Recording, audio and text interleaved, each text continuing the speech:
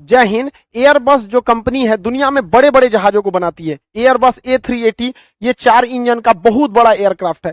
इस कंपनी ने भारत के टाटा के साथ समझौता किया है अपने एक मल्टी रोल जहाज के लिए, जिसका नाम है एयरबस C295। एयरबस C295 ये मिडिल क्लास का एक टर्बो प्रेप इंजन है। ये इंजन वाला एयरक्राफ्ट है। ये कई काम आएगा। इसको एक एक करके हम समझते हैं ये किस काम में आ सकता है। ये छोटे साइज का होता है। 71 सैनिकों को ये अपने साथ लेकर जा सकता है और ये कहीं पे भी उन्हें ड्रॉप कर सकता है, क्योंकि उसके पीछे रैंप लगा हुआ है। ये रैंप की सबसे बड़ी खासियत होती है कि अगर इसे जल्दी में जाना है, इसके ऊपर अटैक का डर है, तो ये रैंप गिरा के चलते रहता है और फौजी इसमें से कूदते रहते हैं, कूद जाते हैं सब, और ये बिना रुके फिर टेक ऑफ करके भाग जाता है। ये रैंप का काफी फायदा होता है, क्योंकि उतरने के लिए काफी जगह होता है। अगर सीढ़ी लगा के उतारिएगा जैसे आम आदमी उतरता है तो फौजी नहीं उतर पाएंगे। साथ ही इसके रैंप से फायदा ये होता है कि एयर ड्रॉप करने में, पैरासूट से किसी भी फौजियों को, पैरा कमांडोज वगैरह को ड्रॉप कराने के लिए पीछे रैंप का जरूरी है। रैंप ज्यादा जगह प्रोवाइड करेगा, एक साथ कई फौजी कूद सकते हैं, हवा में अंदर कूद सकते हैं। ये कई काम को कर सकता है। ये महज 700 मीटर के रनवे पे उतर सकता है और इतने छोटे रनवे पे उतरने के बाद इजीली रुक सकता है और छोटे रनवे पर टेक ऑफ भी कर लेता है। यही नहीं, विदाउट रनवे का ये खेत में भी उतर सकता है, बस जमीन बराबर रहना चाहिए और वहां से फिर टेक ऑफ भी कर लेगा। ऐसा नहीं है कि रुक जाएगा तो फिर जाएगा कैसे, टेक ऑफ कर सकता है। ये कई सारे कामों में आ सकता है। इसके कई काम होते हैं। इसके लिए ये भारत सरकार ने अपने नेशनल हाईवे पर 28 ऐसे लोकेशन को सेलेक्ट किया है जहां पर ये उतर सकता है। तो नेशनल हाईवे पे ये ट्रांसपोर्ट, अब बहुत बड़े ट्रांसपोर्ट एयरक्राफ्ट भी नेशनल हाईवे पे नहीं उतर सकते, मीडियम क्लास का ही उतरेगा। तो इसे उतारा जा सकता है, इसे ट्राई भी किया जा सकता है कई एयरक्राफ्ट पे। अब जैसे जो भी हाईवे बने हैं उस पर क्या किया गया, एक एयर स्ट्रिप बना दी गई। जैसे यहाँ पर देखेंगे ये एक एयर स्ट्रिप बनी हुई है, यहाँ पे जहाज लैंड कर जाएगा, लेकिन ट्रैफिक को रोकने की कोई जरूरत नहीं पड़ेगी। यहाँ पे क्या होगा, एक बाईपास साइड से सड़क दिया जाएगा, यहाँ से ट्रैफिक को इस साइड से निकाल दिया जाएगा, यहाँ की ट्रैफिक को इस साइड से निकाल दिया जाएगा और ये जो बीच का एरिया है ये रिजर्व कर दिया जाएगा इमरजेंसी की स्थिति में किसी भी एयरक्राफ्ट की लैंडिंग के लिए। तो यहाँ ब्लॉक कर दिया जाएगा, इस एरिया में कोई नहीं आए और यहाँ ब्लॉक कर दिया जाएगा। ये हो गया हमारा चलता फिरता एक तो एयरपोर्ट हो गया, रेडी है एयरपोर्ट। और उस दौरान ट्रैफिक को इस रास्ते से हम लोग को क्या करना है, मूव कराना है, और इधर की ट्रैफिक को इस रास्ते से हम लोग को मूव कराना है। एयरबस C295 जो एयरक्राफ्ट है, ये एयरक्राफ्ट बहुत ही लो स्पीड से उड़ता है। धीमे स्पीड से उड़ने के कारण इसमें से पैरा ड्रॉप कराना काफी इजी होता है। बहुत तेज जहाज उड़ेगी, पैरा ड्रॉप कराएंगे तो लोकेशन अलग हो जाएगी, जहां ड्रॉप कराना चाहिए वहां नहीं ड्रॉप कर पाएगा। दूसरा, ये बहुत ही कम हाइट पर उड़ता है। कम हाइट पर उड़ने से तो एक और फायदा होता है, ड्रॉप कराने में ईजी होता है। अगर पैरा ड्रॉपर बहुत ज्यादा हाइट से कूदेंगे तो फिर उनको गलत जगह ड्रॉप करने की संभावना ज्यादा बढ़ जाती है। कम ऊंचाई से कूदेंगे तो एक्यूरेट जगह कूदने की संभावना बढ़ जाती है। साथ ही कम हाइट पे होने की वजह से दुश्मन के जो रडार हैं वो उन दुश्मनों के रडारों से भी यह बच सकता है, दुश्मन के रडार नहीं पकड़ पाएंगे। इसमें टर्बो जेट इंजन, जो इतने बड़े बड़े इंजन होते हैं कमर्शियल एयरक्राफ्ट में, वो ना लगाकर इसमें फैन लगाया गया है, टर्बो प्रॉप बोलते हैं। इसका पंखी बाहर दिखता है, टर्बो प्रॉप। टर्बो प्रॉप जो होते हैं, ये जो इंजन होते हैं, ये थोड़ा सा नॉइज ज्यादा करते हैं। ये बहुत ज्यादा हाइट पर नहीं उड़ सकते हैं, बहुत ज्यादा इनको लो हाइट पर रखना होता है। जितने हाइट पे ये जाएगा उतने हाइट पे ये नहीं जा सकता। इनकी स्पीड बहुत ही धीमी, बहुत ज्यादा धीमी नहीं, इसके कंपेरेटिव में 20% इसकी स्पीड धीमी होती है, जिस वजह से बहुत लंबी दूरी से अगर इससे जाइएगा तो टाइम ज्यादा ले लेगा और थकान ज्यादा होगा। इसमें फ्यूल इसके तुलना में कम खर्च होता है।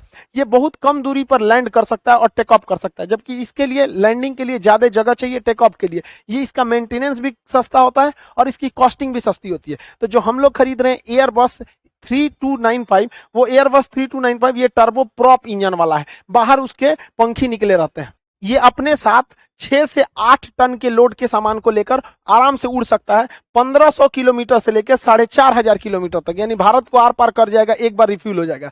बीच में इसके फ्यूल खत्म भी हो जाते हैं तो ये मिड एयर रिफ्यूलिंग कर लेता है, हवा से ही दूसरे जहाज में। टैंकर जो जहाज होते हैं, ये टैंकर जो होता है ये क्या करता है, इसे मिड एयर रिफ्यूलिंग कर देता है, फिर से रिफ्यूलिंग हो गया, फिर से वहां से ये उड़ जाएगा 4000 किलोमीटर तक। तो इसके रेंज को मिड एयर रिफ्यूलिंग द्वारा इजीली बढ़ाया जा सकता है। साथ ही इसे कई रोल में लिया जा सकता है। इसके ऊपर हम लोग, जहाज यही रहेगा, एयरबस C295 ही रहेगा, C295 ये जहाज ही रहेगा। इसके ऊपर एक रडार लगा देंगे 360 डिग्री वाला, इसे हम लोग कहते हैं एवॉक्स। एवॉक्स का फुल फॉर्म होता है airborne warning and control system. ये पहले ही बता देता है दुश्मन का जहाज कहां तक है। जैसे हमारा जो रडार है, ग्राउंड रडार, उसकी तो फिक्स है कि मान के चलिए हमने लगा दिया ग्राउंड रडार, वहां से वो 200 किलोमीटर या 400 किलोमीटर ही देख सकता है। लेकिन अगर उससे आगे दुश्मन है तो हमको अपने रडार को मूव करना पड़ेगा। तो रडार को लेके कैसे जाएंगे, तो उससे अच्छा ये मूवेबल रडार लगा दिया जाता है। इसके ऊपर ये 360 डिग्री का कवरेज प्रोवाइड कर देता है। देता है और इसके अंदर जो सीट होती है जहां पे आदमी बैठते हैं उसमें मॉडिफाई करके कंट्रोल रूम बना दिया जाता है। ये लोग रडार के अंदर देखते हैं और पूरा कंट्रोल रूम में देख लेते हैं कहां कहां दुश्मन का जहाज है आराम से यहाँ पे। तो हम लोग जहां तक हमारा बॉर्डर है वहां तक तो हम रडार लगा देते हैं, उसके आगे देखना है तो हम इन एवॉक्स विमानों से देख सकते हैं। तो ये एवॉक्स सिस्टम बनाने की क्षमता हमारे पास है, उसे ले जाने वाला ये एयरक्राफ्ट का आना जरूरी था। तो इस एयरक्राफ्ट को हम लोग एवॉक्स के रूप में भी यूज कर सकते हैं। इसका कई रोल आगे भी देख सकते हैं, ये रेस्क्यू मिशन में भी काम आ सकता है। जैसे देखिएगा अफगानिस्तान से किसी को लाना या फिर ऐसे जगह जहां रनवे ही नहीं बना है, खेत हो तो जैसा पोजीशन है तो उतार दीजिए खेत में, रेस्क्यू ऑपरेशन करके वहां से लोगों को लाया जा सकता है। या उत्तराखंड जैसी स्थिति जहां बाढ़ या हमेशा आपदा आती रहती है, उस स्थिति में आपदा में भी लोगों को सामान ले जाने या फिर वहां से लोगों को रेस्क्यू करके आपदा में राहत सामग्री देने के भी काम आ सकता है ये सिंगल एयरक्राफ्ट। इस एयरक्राफ्ट की मदद से हम ट्रांसपोर्ट तो इजीली कर सकते हैं क्योंकि ये ट्रांसपोर्ट एयरक्राफ्ट है। ये रैंप पीछे होने की वजह से बड़े से बड़े कार्गो को इजीली इसमें ड्रॉप किया जा सकता है। इसके सीट उठा दीजिएगा तो खाली बन जाएगा, उसमें आप जीप रख दीजिए, देखिए एम्बुलेंस गाड़ी को पूरा का पूरा इसके अंदर ट्रांसपोर्ट करके ले जाया जा सकता है। ये फायर फाइटिंग के भी काम आ सकता है। जंगलों में जो आग लग जाती है, ये एकदम भयानक आग लग जाती है जंगलों की आग में, तो जंगल की अगर आग नॉर्मल है तो उसे पानी से बुझा सकते हैं। ये टैंकर का भी इसका एक वेरिएंट है, इसे टैंकर में भी बदला जा सकता है, पानी से बुझा देगा। नहीं तो आजकल के जमाने में आग पानी से कौन बुझाता है, अब केमिकल आ गए हैं, केमिकल को छिड़क दीजिए, ये केमिकल जंगलों में पूरी तरह से छिड़क दीजिए और जहां जहां केमिकल में आग पकड़ेगा ये दूसरे आग को बुझा देता है यहाँ पर। तो आजकल ये केमिकल का काम आता है। तो बड़े जंगलों में जैसे ऑस्ट्रेलिया के जंगल में 2019 में भयानक आग लग गए थे, तो उस समय ये फायर फाइटर प्लेन ही काम आए थे। तो हमारे पास इस तरह का कोई प्लेन नहीं है, इसमें मीडियम वाला ही कैटेगरी के काम आता है। और टर्बो प्रॉप, क्योंकि कम ऊंचाई पर टर्बो प्रॉप ही काम करता है, ज्यादा ऊंचाई रहनी चाहिए तब वो हम लोग टर्बो जेट वाले इंजन को लगाते हैं। ये खुद इसको हम मॉडिफाई करके जहां पानी भरे थे फायर फाइटिंग के लिए, अगर वहां हम फ्यूल भर देते हैं तो ये हवा में दूसरे जहाजों को ईंधन दे सकता है। मिड एयर रिफ्यूलिंग के लिए टैंकर का काम कर सकता है। ये हेलीकॉप्टर भी इससे आके अपनी फ्यूल भर सकते हैं। जो दुश्मन फाइटर एयरक्राफ्ट है लड़ाई कर रहे हैं, वापस लड़ के बेस पर आएंगे फ्यूल भरने के लिए, तो फिर जाएंगे तो पायलट भी थक जाएगा। उससे अच्छा तुम लड़ते रहो, फ्यूल खत्म हो गया, आओ हम तुमको भर देते हैं। तो पीछे से ये फाइटर को भी भर सकता है, एक साथ दो दो को भर देता है। और अपनी कैटेगरी का, जैसे देखिए ये खुद ही C295 है अपनी कैटेगरी का, और खुदे ले रहा है फ्यूल किससे, C295 से, अपने से। तो ये अपने पटीदार को भी क्या कर देता है, दे देता है कि ले भैया, क्योंकि ये जो है टैंकर है, इसमें सीट उट नहीं है, फ्यूल वाला है, और ये है ये किसी भी काम में ले आ सकता है। तो आप देखिए मल्टीपर्पज के काम में आया जा सकता है। इसका नेवल वेरिएंट भी है। नेवल वेरिएंट में आप देखेंगे ये टारपीडो लॉन्च कर सकता है। ये टारपीडो समुद्र के अंदर चल रही पनडुब्बियों को ब्लास्ट कर सकती है, हिट कर सकती है। साथ ही कोई शिप अगर ऊपर में है तो ये मिसाइल को भी अपने डायनेम से, विंग से मिसाइल को भी मार के किसी शिप को भी गिरा सकता है। कोस्ट गार्ड के पास भी इसका डिमांड ज्यादा है। कोस्ट गार्ड भी कह रही है हमें भी ये वाला एयरबस C295 चाहिए, क्योंकि इसके मदद से ये सर्विलांस कर सकते हैं। दुश्मन का कोई जहाज वगैरह तो नहीं है, कोई पानी वाली बोट नहीं है। आप याद कीजिए कि दुश्मन का जो अजमल कसाब था, इसे छोटी सी बोट से इंडिया में एंट्री कर गया था। तो हम लोग के पास उस समय उतना बड़ा विमान नहीं था, इसे छोटा सा है डॉर्नियर विमान, ये ज्यादा दूर तक नहीं जा सकता। तो इसको रिप्लेस कर देगा हमारा एयरबस C295। और इससे हम लोग ये भी देख लेंगे कोई जहाज अगर आपदा में फंसा हुआ है तो वहां तुरंत पहुंच जाएगा। तो ऊपर से कम ये बता तो देगा पिन पॉइंट लोकेशन की कहां जहाज डूब रहा है, ताकि वहां रेस्क्यू मिशन को आसानी से किया जा सके। ये ट्रांसपोर्ट एयरक्राफ्ट होने के साथ साथ ये अटैक में भी काम कर सकता है। किसकी इसे कम दूरी पर, देखिए अगर ज्यादा दूरी पर कोई काम करते हैं तो उसे कहते हैं स्ट्रेटेजिक, और कम दूरी पर करते हैं तो उसे कहते हैं टैक्टिकल। तो कम दूरी पर, ये ज्यादा दूरी तो जाएगा नहीं क्योंकि इसका फ्यूल उतना 4000 किलोमीटर मारक क्षमता है, बहुत दूरी तो नहीं जा सकता है। यहाँ पे इंडिया और उसके अगल बगल मतलब भारत के जितने दुश्मन है उन लोग के लिए काफी है, बट इसको कहेंगे यहाँ से उड़ के एक ही बार में अमेरिका जाओ, नहीं जा सकता। तो ये स्ट्रेटेजिक नहीं है, दूर नहीं जाता है, टैक्टिकल है। तो टैक्टिकल बॉम्बिंग के काम में आ सकता है। इसमें फ्यूल जहां से ये पानी गिरा रहा था, फायर फाइटिंग कर रहा था, वहां पे कारपेट बॉम्बिंग कर सकता है, टैक्टिकल बॉम्बिंग के काम में आ सकता है। साथ ही ये गनशिप में काम कर सकता है। गनशिप क्या होती है, किसी हवाई जहाज में तोप सेट कर दीजिए, देखिए यहाँ पर तोप लगा दिया गया है, कई ठो यहाँ पर तोप, मशीन गन तोप, दोनों ओर से क्या किया जाता है, लगा दिया जाता है। और ये क्या है कि टर्बो प्रॉप है। टर्बो प्रॉप होने की वजह से ये बहुत कम ऊंचाई पर उड़ सकते हैं। अब ऊंचाई पर दुश्मन के ज्यादा काम नहीं आता है। मान के चलिए 2 किलोमीटर ऊंचाई पर दुश्मन का सारा हथियार गया, 2 किलोमीटर ऊंचाई पर कोई नहीं मार सकता है, क्योंकि एक तो दुश्मन के हथियार को जाने के लिए ग्रेविटी का सामना करना पड़े, और ये मारेगा तो ऑटोमेटिक नीचे आ जाता है।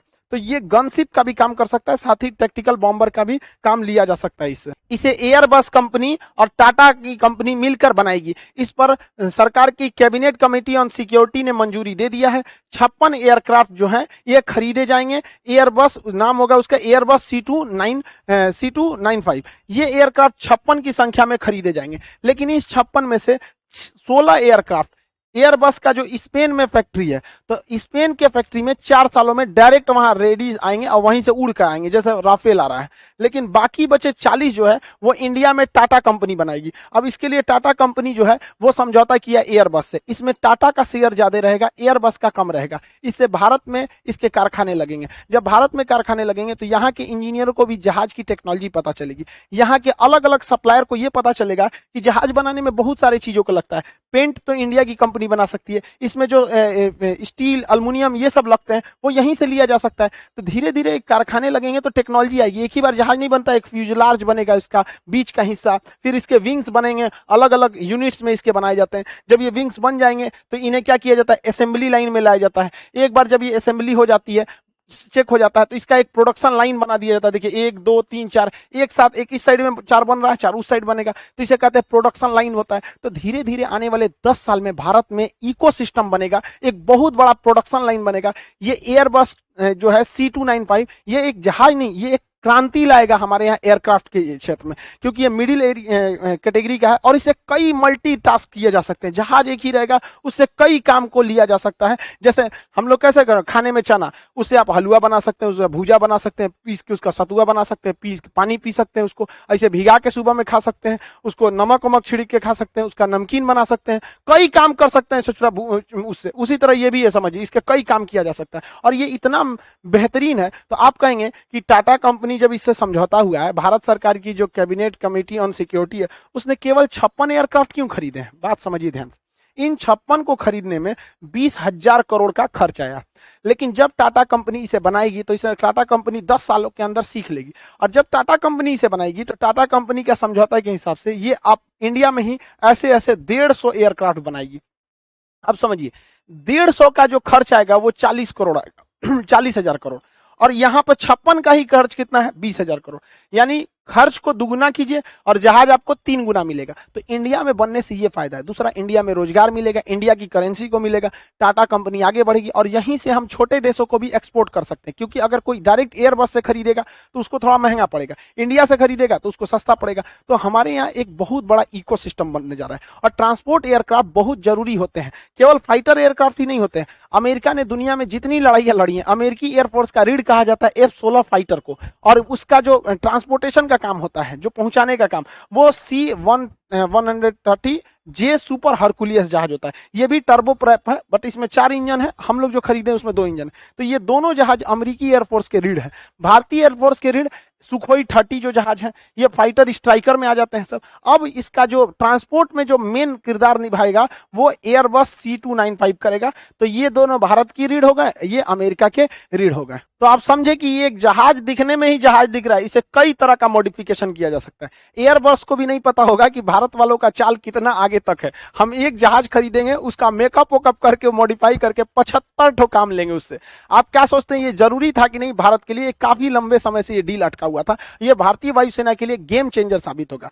और साथ में वो जो बैच स्टार्ट होने वाले थे, बीपीएससी का बैच, वो बैच स्टार्ट हो गया है। बीपीएससी और जो बिहार दरोगा का बैच है, ये कंबाइंड बैच चलेगा। अब इसको 3 बजे से लेकर 5 बजे तक ये लाइव रहेगा। 3 से 5 डेली 2 घंटे का क्लास चलेगा।